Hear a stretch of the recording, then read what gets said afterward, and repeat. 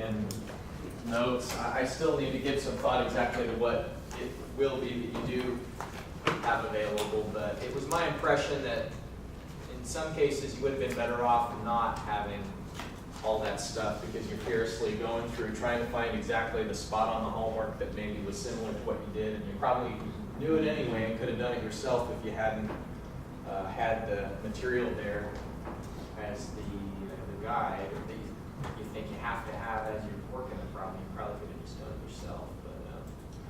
So the final is comprehensive, and there will be an emphasis, though, on material covered since the midterm. More of the points will be from today's lecture through next Thursday's lecture. It'll be about 70-30, but a lot of the things we do here in Chapter 5 are closely related to concepts from Chapter 4. Where here in Chapter 5, we're still going to be finding the present worth of amounts in the future, for example. And so it's all tied together pretty closely. And that's why it would be impossible to give a non-comprehensive final, is because it all sort of builds on itself. Josh, did you have a question? Yeah. Is there going to be any Excel part to the final also? Yeah. Okay. So I gave you the project on Friday, and how many of you finished that over the weekend? If you want to know what the answer is, and on this, there is one right answer for the project. I've solved the project previously, and it's also the sort of thing that, there are a couple of big conceptual ideas that take a little while to wrap your head around, and so you need to start thinking about it early. This project can't be solved the night before it's due. But it can be solved if you think about it a little bit today, and then tomorrow you try it a little. You spend an hour tomorrow, and then you think about it for a day, set it aside and think about it a little bit more. You can finish the project in about an hour and a half, 2 hours, if it was just like solid continuous typing. But there's also some brain work that has to be done, just sort of in the back of your head in the shower, thinking about the pump stations and water generation. And that's the way it really works in real life when you're working on a big project like this. Is you can't just sit down at a desk and say, all right, this is where I'm going to have the breakthrough. Your brain has to relax sometimes for the breakthroughs to be made. Are you going to go over solver at all anymore? Because I was having some trouble setting it up to solve for Q. Well, I don't really have any more tips on how to use it, but I think that in some of the in-class exercises we do, you can use Solver. But I don't have another demo to show its power. So if you have questions, then probably on one-on-one is the way. Okay. The one thing that, you read through the assignment description a couple times in the project, but the thing to keep in mind is that this has a project lifetime of, I think, 50 years, it says in the assignment description. And so what you're going to need to do is find out how much revenue is generated each year, and then discount all that to the present. And the nice thing that I've done to you is you don't have to consider the fact that probably utility rates will be going up over time. 2 years ago, when I gave them the project, they had to consider the fact that in addition to interest rates that you discount the money at, also the utility rates would be changing. And that made it a really complicated project, but I've dialed it down a little bit since then. All right, homework number 5 due Wednesday. Did I give you homework number 5 already? All right, well, I'll give you that today. In fact, here it is. Well, let me give you the notes.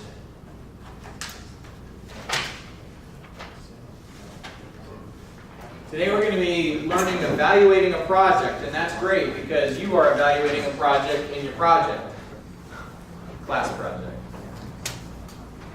And this isn't about evaluating a class project. This is about evaluating like an engineering economy type situation where you've got time value of money going on.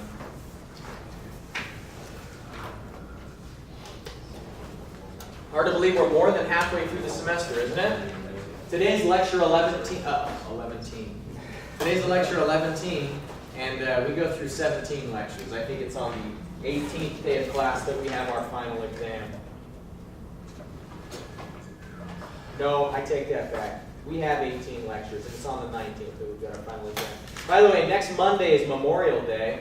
That snuck up on me. I didn't realize it until yesterday that Memorial Day is a week from today. We won't have class on Memorial Day. That's wonderful. Yeah. There will be. Will there be like a lecture or anything Monday? That day? No, there won't be a lecture. You mean like posted on Yeah, your... like online. All right, so what you did in chapter 4 was learning how to take money to the present, the future, spread out over an annual series, or gradients, which in reality are a little bit rare.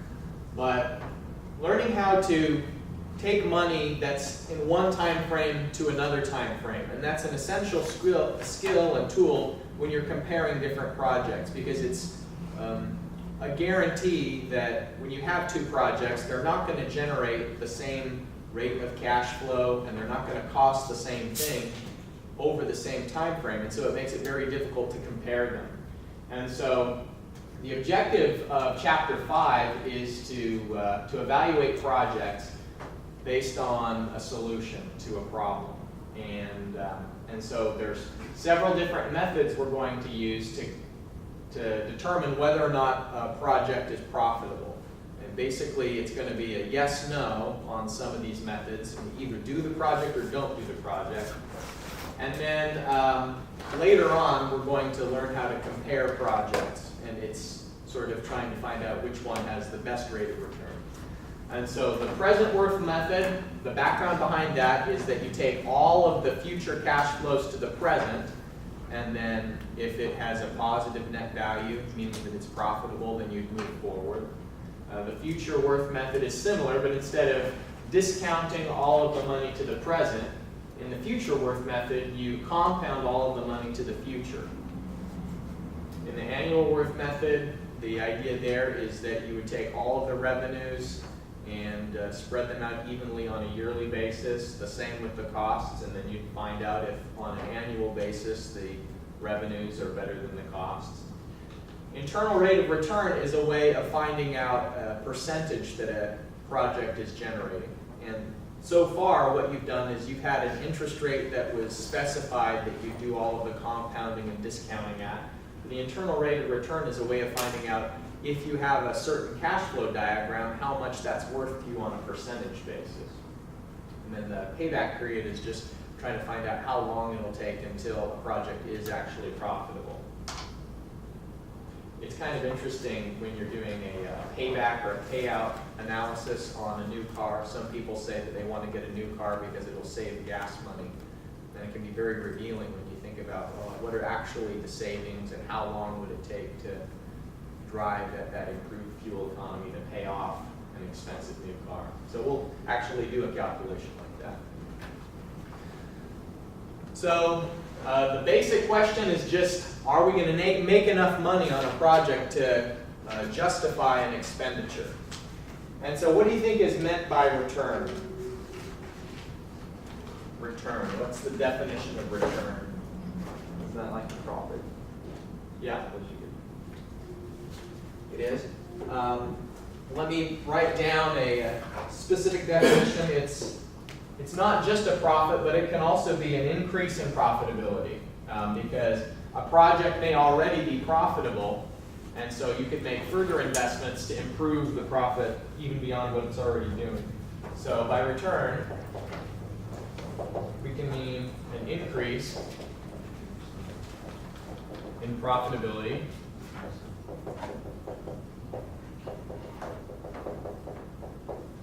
through reduced cost,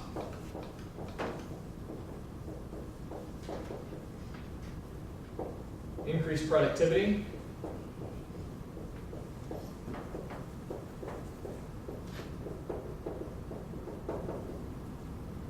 increased income.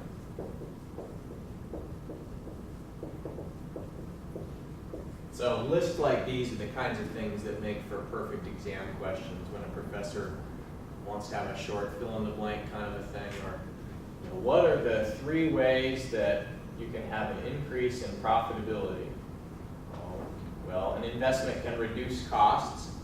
It might make it, for example, so that you burn less gasoline as you drive. Increased productivity. If you had a Lamborghini, you could get from Huntington to Charleston in less time, and then you'd be able to sit in the office and bill more clients if you're able to drive faster. And it's a variation of that argument that causes some corporate executives to buy their own company jets, you know. If they didn't have to go to the airport and wait for the flight, the risk of delay, and so they get their own Gulfstream or their own Learjet, and so they have increased productivity because they're not stuck in the airport. Or increased income. And so an investment in advertising can increase income. And there's lots of other things that can do each one of these. But that is return. Now, some factors that need to be considered when you're trying to determine whether you should make an expenditure to justify some sort of return you hope for. Factors that need to be considered is, number one, the interest rate. And that can mean several different things. If you are borrowing money,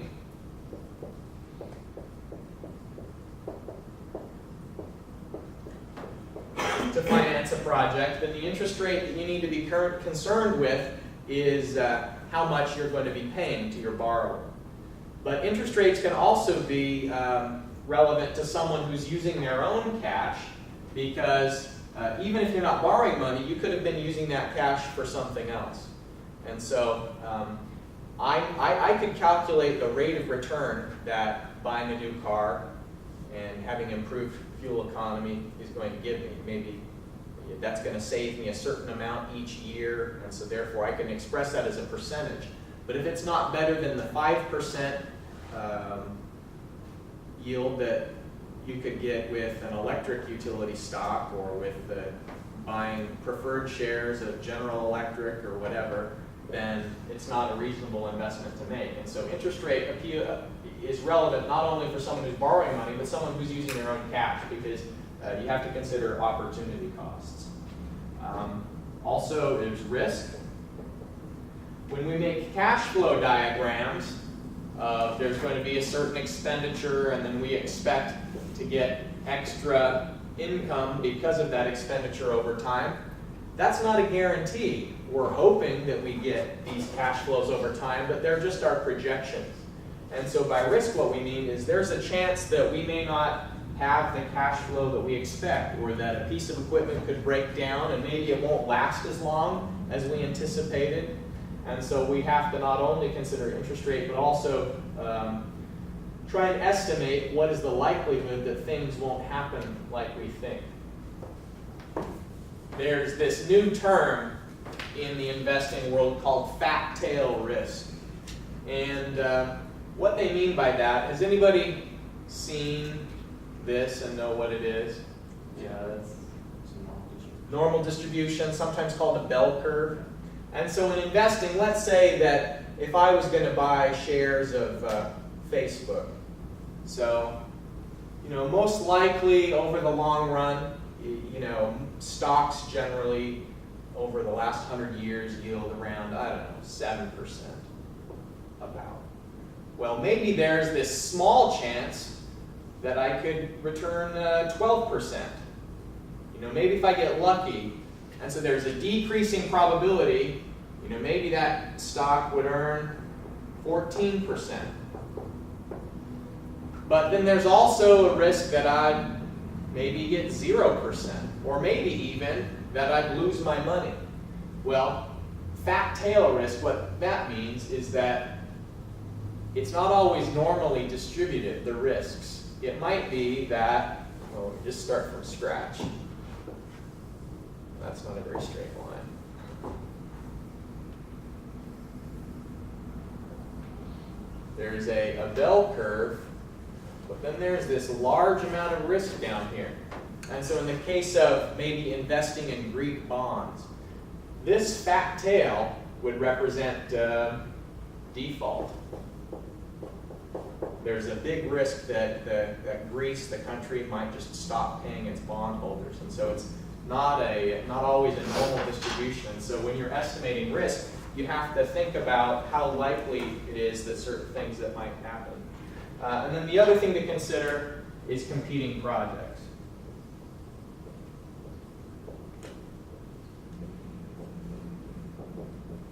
And by competing projects, we don't mean your competitors. The actions of your competitors could be rolled into risk, because maybe there's a risk that one of your competitors will come out with a product that's cheaper or better or something like that. By competing projects, what we mean is projects within your own organization that could use the investment and maybe do a better job with it than the project that you're considering. So there's this term in engineering economics called the minimum attractive rate of return, or MAR, hurdle rate.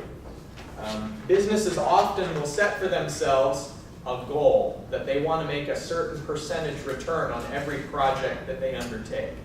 And it might be related to how much it costs for them to borrow money, so that if your organization has to pay 6% to raise money, then you wouldn't want to undertake any project that is going to have a yield less than 6%. It can also determine the how many projects that you've got. You know, if you're in a business where lots of people have lots of good ideas, then you could have potentially a pretty high MAR. But if you're in a really cutthroat business where the margins are slim, like the grocery industry, for example, is pretty notorious for having really small margins of only 2 or 3% return on investment, then it might be that the MAR is a little bit slower. It is a little bit lower because of the lack of lots of good projects. Another thing is that you may, if you perceive a project to be particularly risky, you'd have a higher anticipated threshold for what the rate of return is going to be. Or if it's a project that's going to be a lot of hassle to administer, if it's a new field that your company's entering into compared to something that you already know a lot about. And so on my personal basis, I as a professor will sometimes write proposals to do research. And if it's something I already know how to do and I've done before, then I don't necessarily have to have a big project to make me interested. But then if I'm having to learn some new science or use software I haven't utilized before, and it's going to be a lot of work for me to get up to speed, then I'll want a bigger, juicier rate of return for that project. And so businesses are the same way. And usually governments or public utilities have lower MARs. They don't have to focus on profitability in the same way that private companies do. The shareholders of private companies demand a maximum return on investment.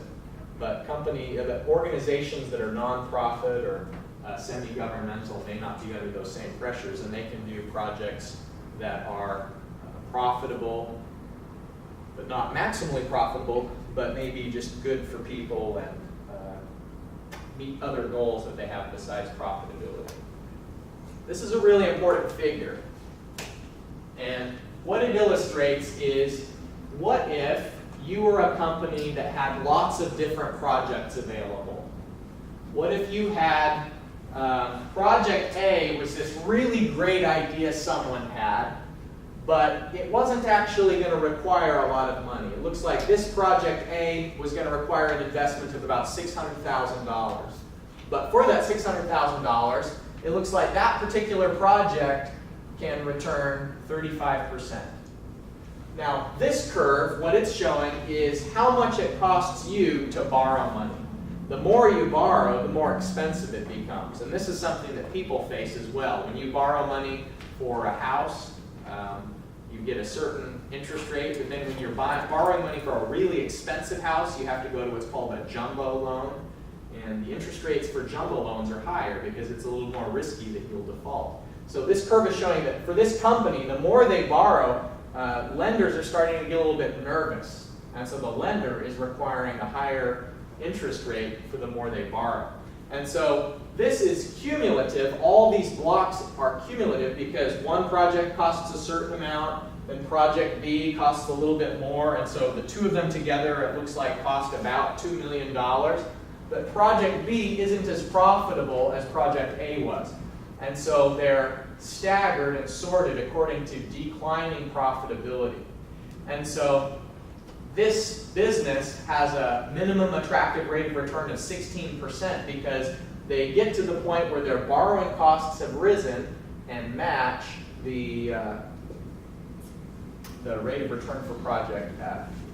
So Charles, why wouldn't they do project G? Can you explain in just plain English language why this company wouldn't do project G? Because they want to get any profit. No, they would get profit. They'd get 14% return. It's a profitable project,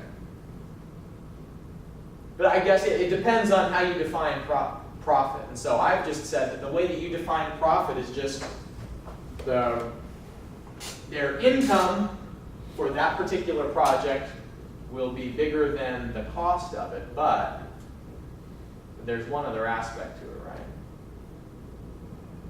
So that's 16% they're shooting for? Yeah, well, yeah, it's less than the 16% they're shooting for, and it's also less than how much it costs them to borrow.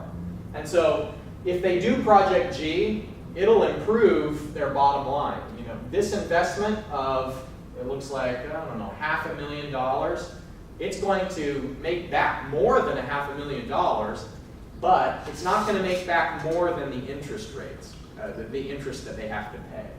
And so they're borrowing money from the bank, but they're not going to make back as much as they'd be borrowing from the bank. And so I guess back to Charles's comment that it wouldn't be profitable, I guess he's right. Because if you consider the interest costs as an expense, then in that case, the income they're generating doesn't exceed their interest rate cost.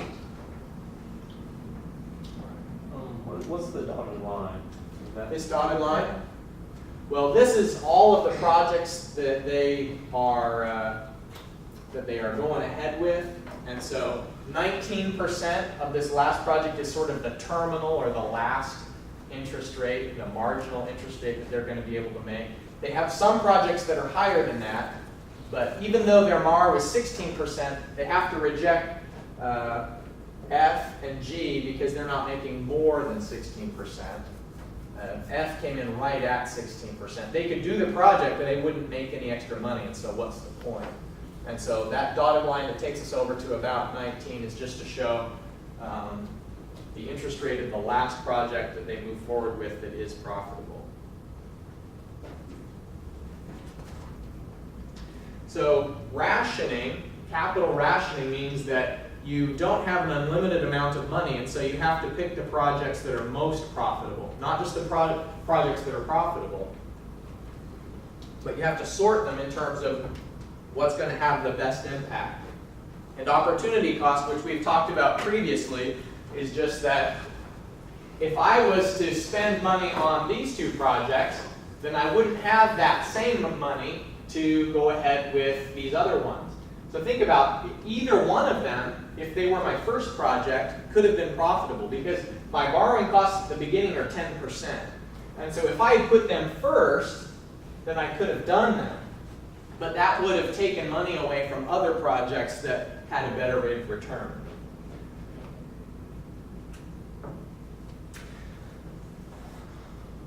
The present worth the present worth method is to take all of the cash flows to the present and then find out if it's positive. So the logical analysis you have to do is if the present worth is greater than 0, and what you're discounting at is the minimum attractive rate of return. Remember, what you use as the minimum attractive rate of return might depend on your borrowing costs or opportunity costs, but you have a defined MAR, and if you discount everything to the present and it's positive, then that means you should go ahead and do the project. That all of your income is a positive amount, the costs are negative, and if you had a negative cost, you shouldn't do the project. So let's take a look at this example where we can spend $10,000 and it will produce $53.11 for 5 years and then have a salvage value. We're going to get rid of the equipment and it has some value that we can retrieve by selling it back when we're done. $3,000, and the expenses will be $3,000 each year. So the company's MAR is 10% or more.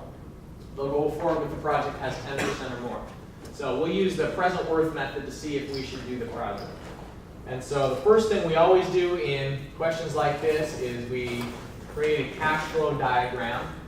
So $10,000 is how much we have to pay at the beginning. And then we have 5 years at 53.11. So here's your 1, 2, 3, 4, 5. It generates 53.11. Actually, in all of the years, it's the same.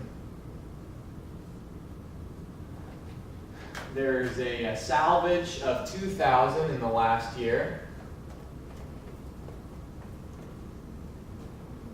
And expenses are $3,000 each year.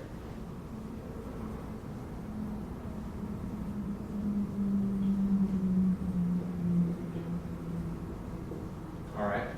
So our income, if we do the table lookup method, we're going to do a find the present value of an annual series at an interest rate of 10% for n equals 5, and that factor is 3.7908, and that is going to be applied to the 5311. And then there is the $2,000, which is a find the present given some future value. I is 10%, n equals 5. And that factor, when we look it up out of the table, is 0.6209 times the 2,000. Okay, so the total of those together is a present value of $21,375. That's the present value of the revenue and the salvage value. Our expenses, costs of $10,000, which is already in the present, and then the find the present given an annual series, n equals I equals 10%, n equals 5. So it's going to be the same factor of 3.7908. Multiply that by the $3,000. And so the sum of the expenses is 21,372. And so our final analysis here is we have the income minus expenses.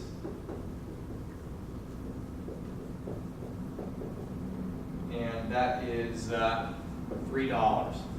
Because we've got 21,375 minus 21,372. So $3. Over 5 years. Yeah, so what does that mean? What does that $3 mean? It means that you're going to make 10%, and then on top of that 10%, there's also a leftover $3. And so your rate of return will be more than 10%. It's just that if you had to pay 10% for your $10,000 that you were paying up front, then you're going to have $3 of additional profit beyond the costs required to service that debt. Okay. So that's not a very profitable project, unless they were saying that they wanted a 10% rate of return, but it didn't necessarily cost them 10%. Maybe that's just that they are willing to do it. They're perfectly happy to do a project as long as it makes 10%. And so then that's a yes, and it's actually even a little bit more than 10%, enough to buy a coffee. So, any questions about that example? This is a really simple way to evaluate projects. Just you find out if it's greater than 0. If it had been the case that the costs were larger than the income, that would mean that the project should not go forward. Okay, so another example here. This one's going to increase productivity. The initial cost is $25,000. It's got a salvage value, increased income, a MAR. So let me construct the cash flow diagram, and then you try it out using the tables that you've got in that handout I gave you. So our initial expense is $25,000.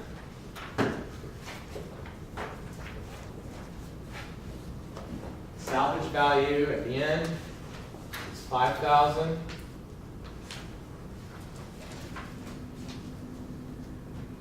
And increased income, $8,000 a year. Now it might be that they have already accounted for the annual expenses. It would have been okay for us just to find the net difference in each year. $8,000. And remember that I is 20%. Do you have a 20% table in that packet? No? Oh, oops. I think it's in the book, maybe. It is in the book. All right, well, what are the factors? First of all, we need to have a find the present given an annual at I equals 20% and N equals 5. What's the P to A factor? 2.9906. Yep. All right. And then what's the other one we need besides a P/A? P/A.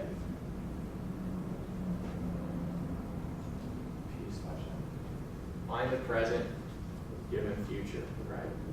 I equals 20%. N equals 5.4011. 4011. No. 4019. Yes. All right. Find the present work.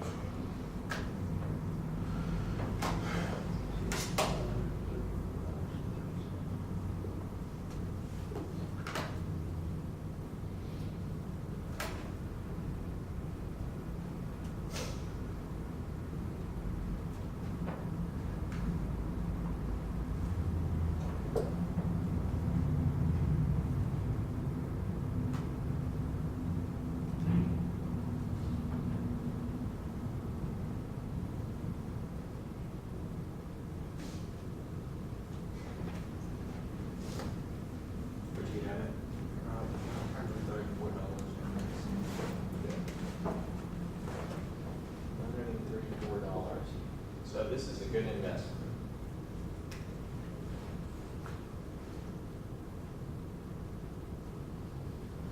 Let's take a look at this, how we could solve this in Excel.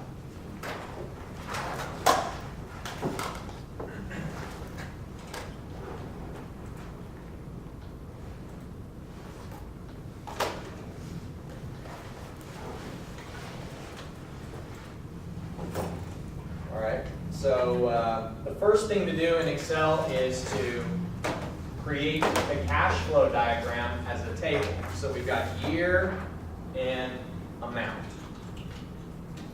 Okay, so there's year 0, 1, we're going through the year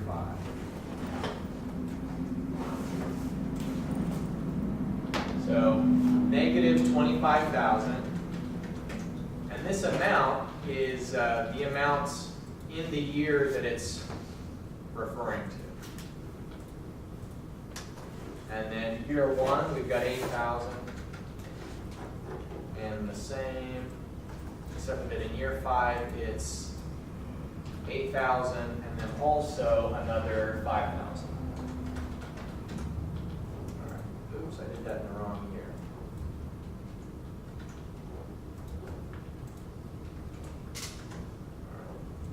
Equals. All right, so we want to find the present value of that.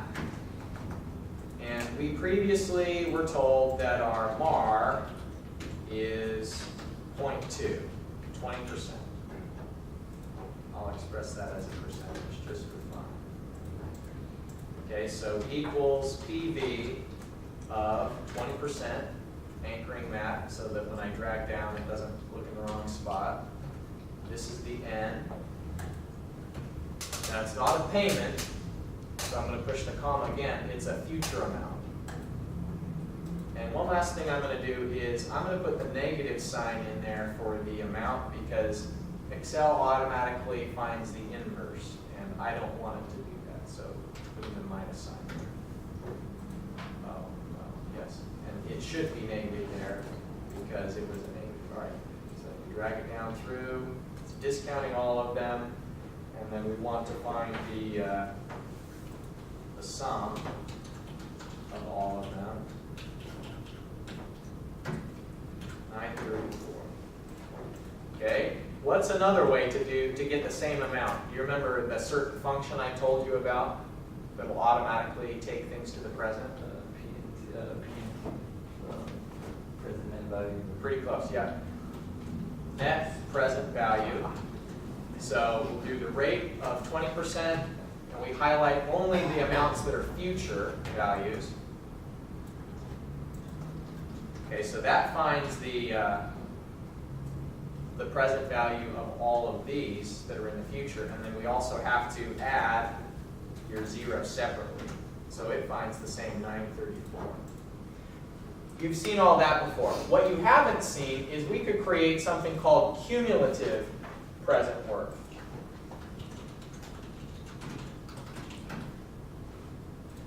Okay, so in year 0, our cumulative present worth is that. We are in the hole, $25,000. The next year, our cumulative present value is what it was the year before, plus however much we're getting from year 1. So we're not as bad off at the end of year 1 as we were in year 0. So if we drag this down now, again, I'm just saying equals that plus that. And because it's a relative cell reference, I can drag it down.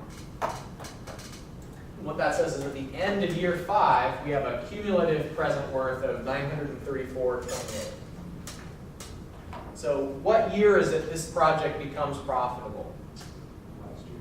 It's not until sometime between year 4 and year 5 that it becomes profitable. If we actually do get our revenue at the end of the year, maybe somebody's cutting us a once-a-year check, then it's not until they cut that check at the end of year 5 that the project is profitable. Any questions about cumulative present worth? How did you, the first one? I mean, on the first one. The first one, I just set it equal to that year. Uh-huh. And then once I do that, it is the year above it, so the previous amount, what it used to be, plus what change happened in the year of interest.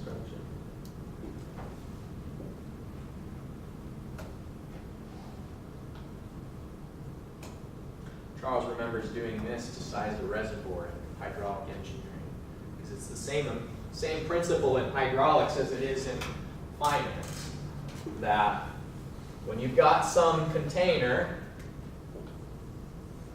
things are going into the container, things are going out.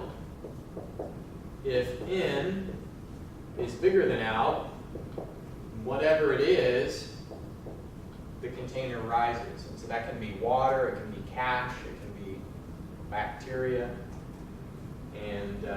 And so here what we're doing is we're saying each year we're going to find out what's in the container, the sum cumulative amount that's in the container, and then what's the change. So in year one, there was some more came in than went out in year one. And so how much is in there at the end of year one? How much is in there is what was in there at the end of the previous year, plus or minus the change.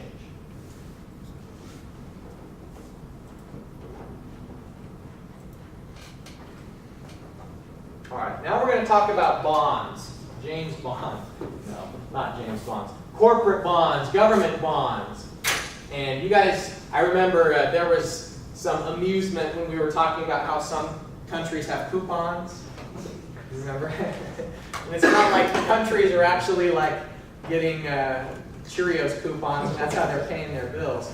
Coupon is a term that's used in bond issuance, and it's referring to the interest rate that's shown on the bond itself. And so bonds are a way to raise money if you're a business or a government by selling something to the investor. And what you're selling them is the promise that you'll pay them in the future according to a certain schedule. And it's usually backed by collateral, some sort of security that if they default on the payments, then you own whatever was put up for collateral. And so what makes it difficult to know how much a bond is actually worth is that a bond will say on it the interest rate, but they're not always sold for the face value of the bond because interest rates fluctuate over time. And so a bond that I bought back when interest rates were high, you remember I told you how when I was in college I had a savings account that was about like 5.6%. Well, you could buy bonds then from a company that were 7, 8, 9%. Companies were paying that. That would be a very valuable bond now because companies aren't paying as much as they used to raise money. So here's some important terminology that I don't know if you want to make flashcards or read over the list, but you should memorize these terms. This is a list of things that you should memorize. I won't give you these definitions on any equation sheet that might be coming your way. Now, the face value or par value of a bond is when a company wants to raise, let's say, $10,000, then they would auction off this bond for $10,000, and whoever's willing to accept the smallest interest payment for it, they're the winner of the auction. It's sort of a little bit different than the auctions that you might think of, like on eBay when you're trying to buy a Garbage Pail Kids card, or something, or trying to buy vintage Nintendo t-shirts. Whoever is willing to pay the most gets that. But in an auction bond, it's whoever's willing to accept the least is the winner of the auction. And so let's say that I'm willing to give them $10,000 now for the promise that each year they'll pay me 5% interest. And so the face value of the bond would be $10,000, and the interest rate that's quoted, the bond rate R, would be 5%. But then a year from now, if I wanted to sell that bond to someone else, I didn't want to keep it for the whole length of time, then how would they know how much to pay me for it? There's a way to do calculations to find out what its value is nowadays.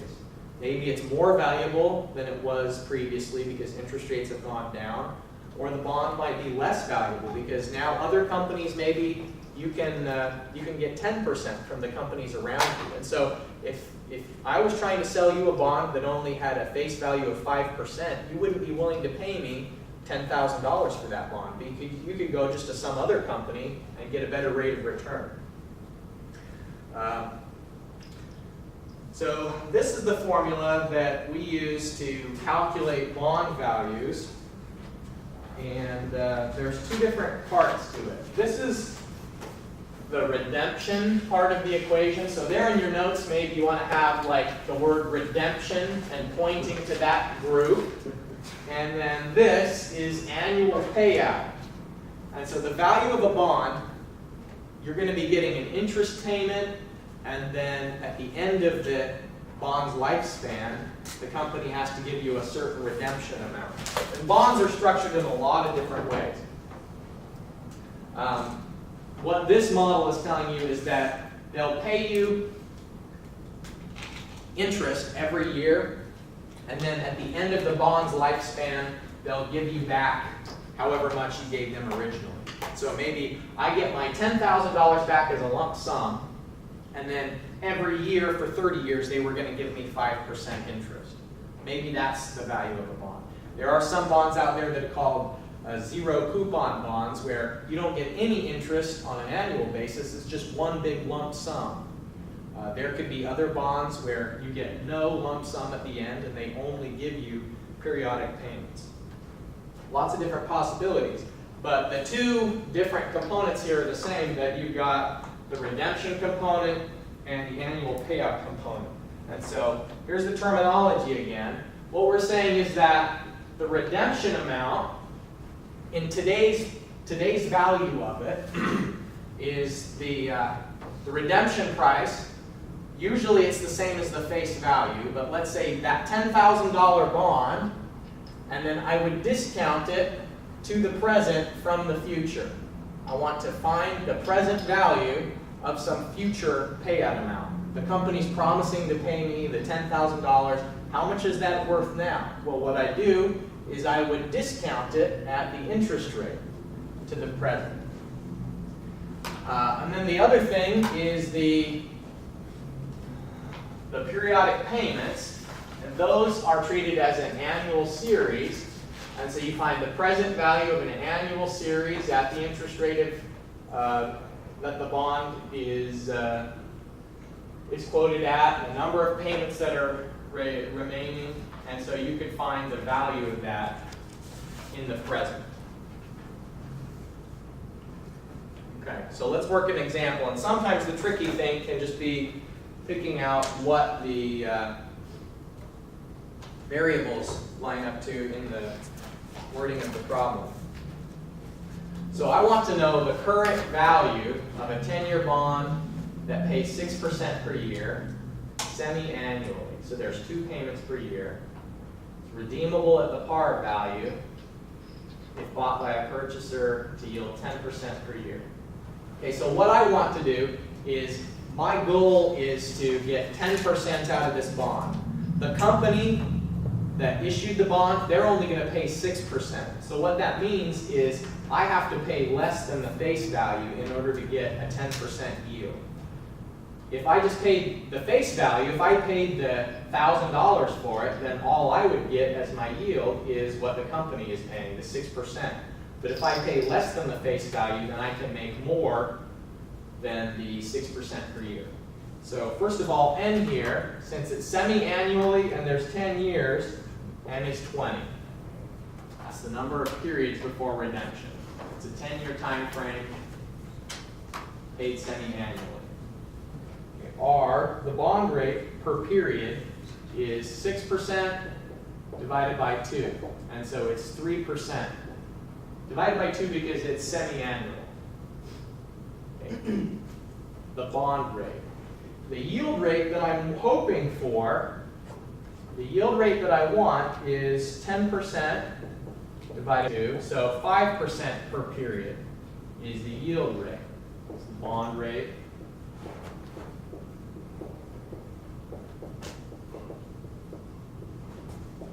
See, so what's the difference between the bond rate and the yield rate? How would you explain that to your parents?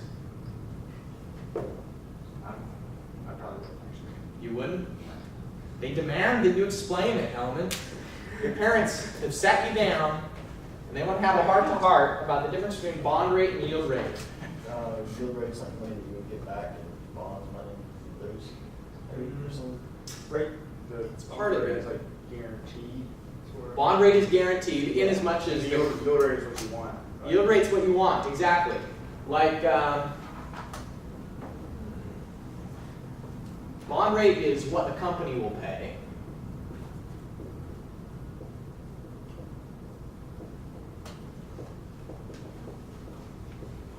And it's based on the face value. But the yield rate is combination of the bond rate, payments, plus the fact that you didn't pay the face value.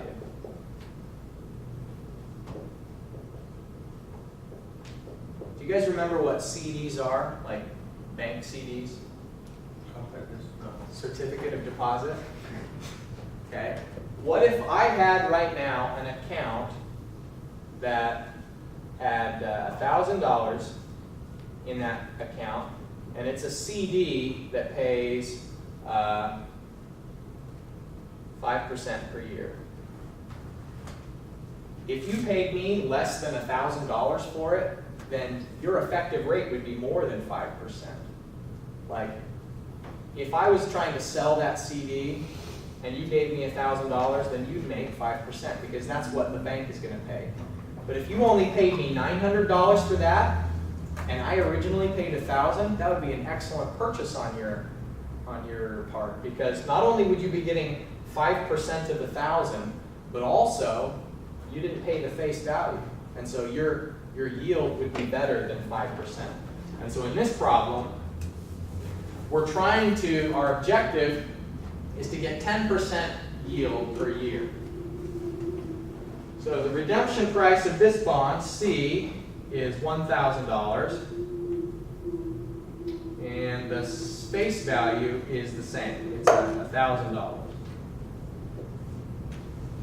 Occasionally, a bond can be structured so that the redemption price is different from the face value, but in this case, they're the same.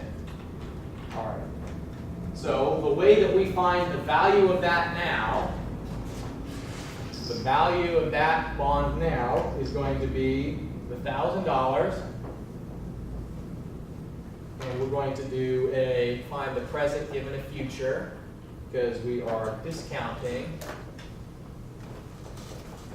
the face value. And then we're going to find the interest rate, P/A, at I of 3%, n equals 20. So that is the factor here, 0.3769, and this factor is 12.4622. And so the total value of that bond is $750.77.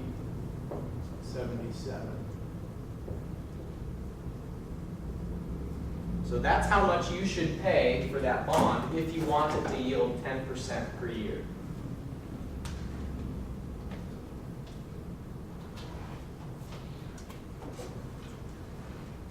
Any questions about that?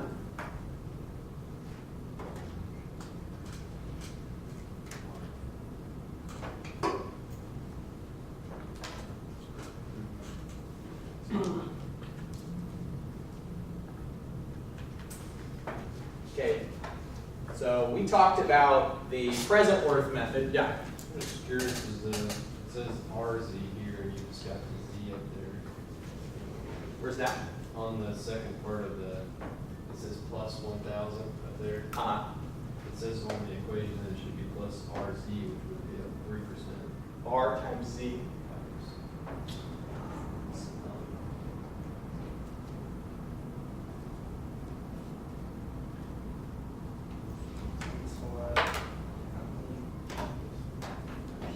Oh, you're right. Yeah, thank you for noticing that. I didn't see. So 1,000 times, thank you, 0.03. So let's do the calculations and make sure that it all adds up. So this part is going to be 376.90. And then 1,000 times 0.03 times 12. Let's see, 0.03.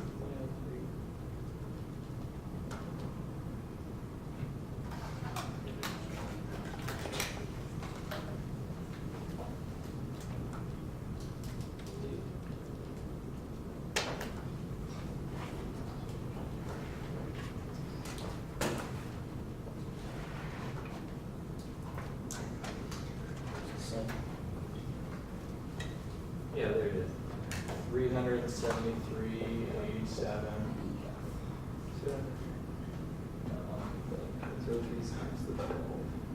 Okay, so it does add up to 750, but I'd forgotten the R of the equation. So what Mark noticed is I haven't included R, which is the bond rate. Thanks for pointing that out.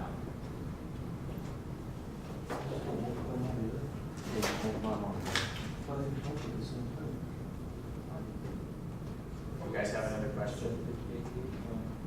The second part, you multiply the 1,000 times the 3%. Yep, And and then then times the 12.46, yeah.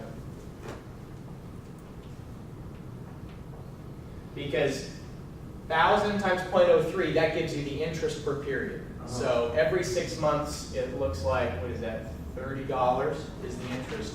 And then you're finding the present value of that $30 of interest. So it would be basically, I'm sorry. Go ahead, So this bond method is essentially, why did we have it right after the present worth? Is because you're finding the present worth of a bond that has some future amount that the company or the bank or the government's going to pay you. So you're taking that from the future to the present, and then you're taking the periodic annual interest rate payments to the present, discounted at the yield rate that you hope to achieve. And then that tells you the value of it in now terms. All right, so capitalized worth method. This is kind of interesting because sometimes the payments just come indefinitely, where n is infinity. Think about how much would a present value be of something that that continues to pay forever. And so this is, if you took n in this equation, this is the equation we use to find the present value of some annual payment. If n was infinity, what that would do, here's the proof, blah, blah, blah. The annual amount divided by the interest rate is how much that is worth in the present. And that's the difference between being a math major and engineering major. blah, blah, blah. Blah, blah, blah for the proof. Yeah. We're interested in the results more than the proof. But let's do an Excel demo of that. And so, remember how we did the lottery? Like if you had won the lottery and they're going to give you $4 million a year, lottery, $4 million per year. Okay, they're going to give you that either for 10 years, 20 years, 50, 100,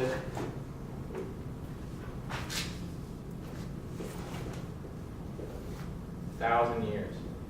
When we do this Excel demo, what you're going to see is that it doesn't really matter that much if they pay it to you for 100 years or 1,000 years. It's going to be about the same if they pay you for 100 years or 1,000 years. Because that money, once you get beyond a certain point, isn't worth as much in the present. It's sort of like if someone in the future was going to give you a small amount of money, then it wouldn't have as much of a present value. So we're going to have year, amount, and we're going to find the net present value of lots of these different amounts. So our first thing was 10 years.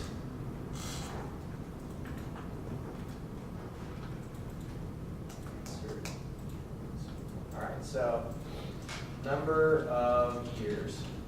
We're going to do it for 10, 20, 50, 100, and 1,000. And then this, I'm going to have the net present value of it. Okay, and it's going to be 4 million for all of them.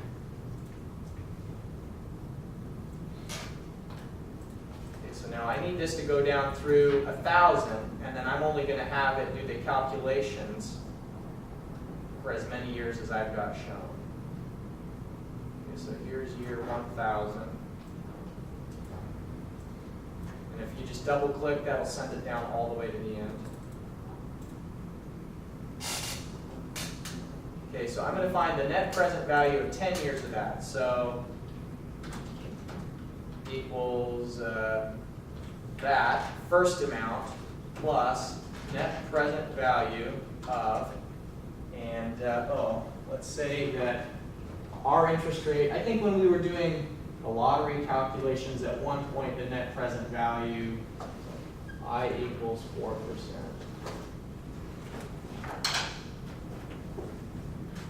.04. We're going to go down through year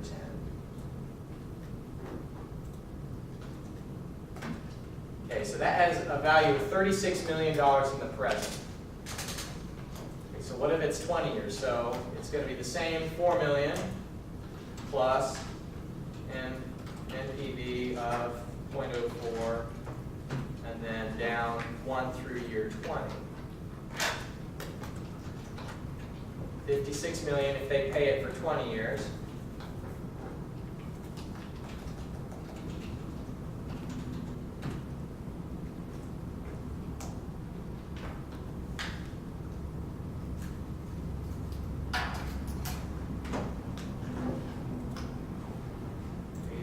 What about for 100?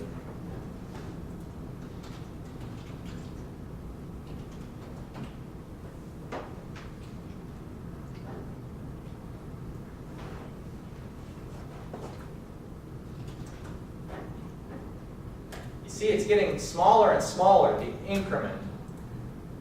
From 50 to 100 years, that's another 50 years of $4 million a year, but the value of that only went up another like $13 million. But what for 1,000 years? So it's going to be the year 0 plus the net present value, 0.04, and then all the rest of the data.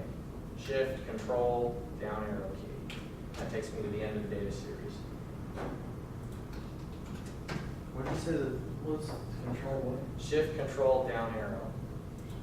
So another 900 years of payments, but the present value of it went up hardly at all. So according to the formula that I showed you, if it went on forever, for the rest of eternity, the formula there is the annual amount, 4 million, divided by I, 0.04. Calculate that and see if it's pretty close to about 104 million.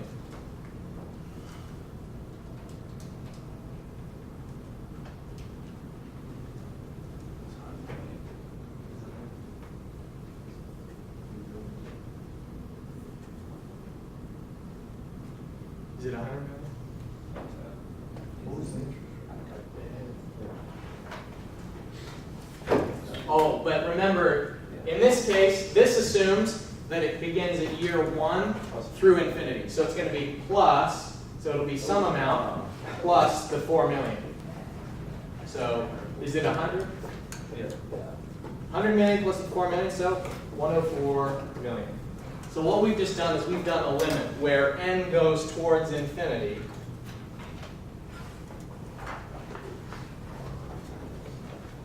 I will pay, the interesting thing is, what is the present value of $4 million 1,000 years from now? pretty small.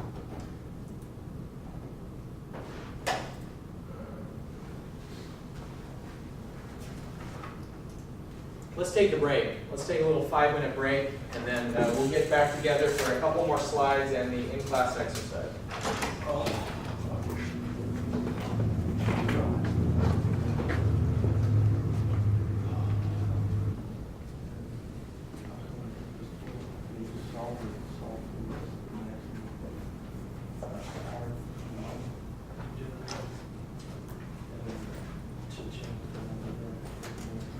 All right, so we've done the present worth method. The future worth method is almost identical in terms of the logic. The logic in the present worth method is that if the present value of the income is bigger than the present value of the expense, when you discount everything at the MAR, then you should do the project. In the future worth method, again, you're using the minimum attractive rate of return as the interest rate. You compound everything to the future, and if the future worth is greater than 0, meaning that income's bigger than cost, then the project is acceptable. It's just when you're taking everything into the future instead of to the present, and then applying the same logic that it has to be greater than 0. Annual worth method is strikingly similar. You're just going to compare the income and the costs, and if income is bigger than cost, you do the project. And in this case, instead of taking it to the present or to the future, you just spread it out over an annual series, and if the annual series is positive, then you do the project. Pretty simple, right? All right, so what I'm going to give you now is a copy of the homework that's due on Wednesday, and then just to get our mental juices flowing on Chapter 5 things, we're going to do an in-class exercise.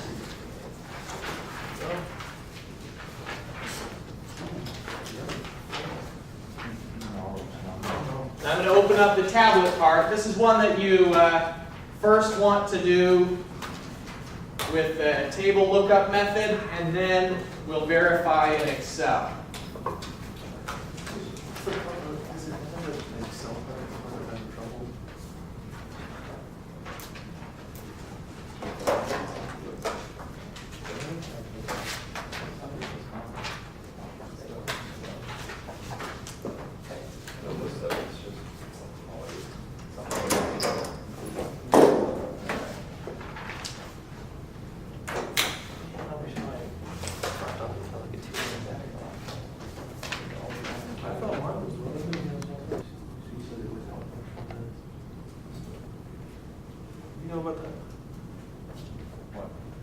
This lady was talking to us when you said I should take linear algebra. I mean, because it would help me figure out where those cars. I guess it depends on what you do.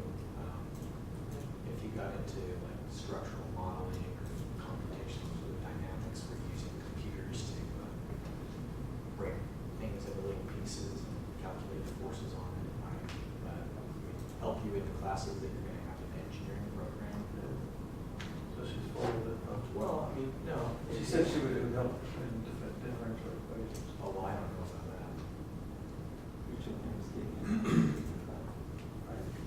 that. So I've shown the strategy on the board for in-class exercise 11. Anybody do it in fewer than 10 steps? Well, I got 7 or 8 here, but I haven't finished. I did 9, but I think I missed one. I don't know. I didn't even look at your. The final answer is 35,840. So when you add it all up, 35,840.92.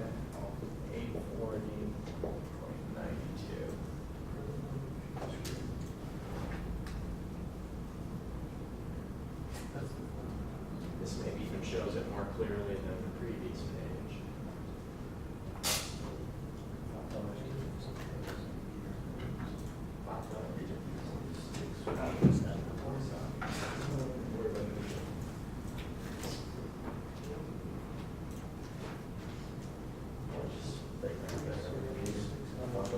better.